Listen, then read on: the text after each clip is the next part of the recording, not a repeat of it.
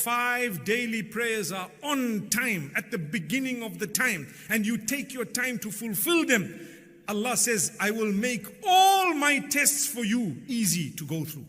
When the Prophet ﷺ went to Ta'if, he was tested. He lost his children one after the other. He was tested.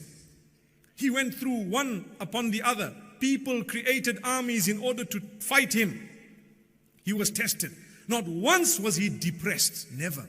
He always had hope in Allah. Why? He was regular with his link with Allah.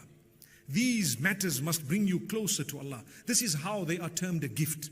Inna Allah idha ahabba abdan ibtalah. Muhammad sallallahu alayhi wasallam, he says it is indeed when Allah loves his worshipper that he tests him. So when I have a challenge, I get to Allah, oh Allah help me, oh Allah assist me, oh Allah, my heart is softened. It must soften your heart. It brings you closer to Allah. After a hard heart, problem after problem, difficulty upon difficulty, and subhanallah, you know what happens? We just become closer to Allah. Don't ever think because you've had 10 issues one after the other, 10 issues one after the other, that Allah hates you. No, in fact, He loves you.